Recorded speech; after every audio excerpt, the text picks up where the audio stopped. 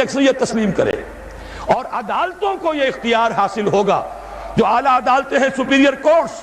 وہاں ایک عام آدمی بھی جا کر دعویٰ دائر کر سکے گا کہ جناب دستور میں لکھا ہوا ہے کتاب و سنت کے خلاف کوئی قانون سازی نہیں ہو سکتی، فلاں قانون میں ثابت کرتا ہوں کتاب و سنت کے منافی ہے۔ عدالت کو اختیار ہوگا، وہ اس کو کل عدم قرار دے دے، گورنمنٹ کو نوٹس دے، اتنی مدت کے اندر اندر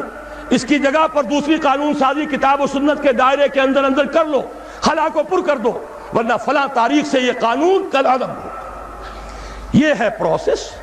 اس پروسیس کو واقعہ یہ ہے کہ صحیح انداز میں شروع کیا تھا ضیاء الحق نے، نظری طور پر ہر ایک کے ساتھ انصاف کیا جانا چاہیے، جو اس نے کیا ہے اس کا بھی اقرار ہو، جو نہیں کیا ہے اس کا بھی اعلان ہو۔ انہوں نے کیا، شریعت کوڈ بنا دی اور یہی اصول طے کیا، شریعت کوڈ میں ہر مسلمان جائے،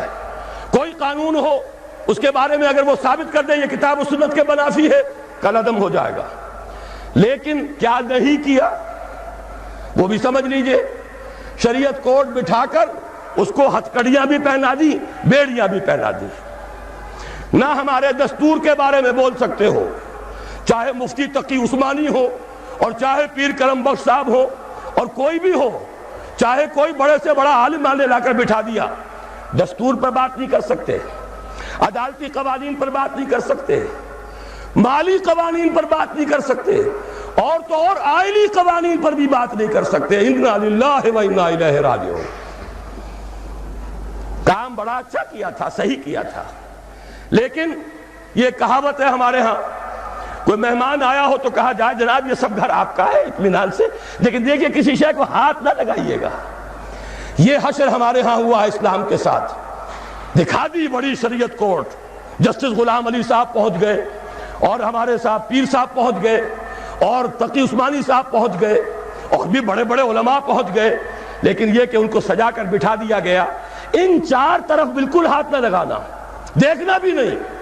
باقی کچھ قوانین ہے، ہوتا رہا ہے، ہوتا رہے گا، لیکن نہ مالیات کا نظام بدلے گا، نہ خاندانی نظام جو ہے اس میں جو کچھ کیا تھا ایک عامر مطلق نے پہلے ایوب خان نے، اور اس کو دوسرے اس عامر نے مسلسل 11 برس تک تحفظ دیا ہے، جس کو تمام اس ملک کے جتنے بھی مسلمہ فرقے ہیں، جتنے مسلک ہیں، سنی، شیعہ، دیوبندی، بریلوی، اہل حدیث، جماعت اسلامی، سب نے یہ کہا کہ یہ غلط ہے، شریعت سے خلاف ہے، شریعت سے تجاوز ہے، لیکن وہ قانون 1962 سے لے کر 1992 آ رہا ہے، 30 برس سے جوں کا توں لاگو۔ اسی میں ضیاء الحق صاحب کے 11 سال بھی اور اسی میں ہماری شریعت کوڈ کے اتنے سال بھی سب جیت گئے ہیں، لیکن یہ کہ پرنالہ وہیں گر رہا، یہ نہیں ہوگا۔ لیکن یہ کہ اصل الاصول سمجھ لیجئے، حاکمیت اللہ کی،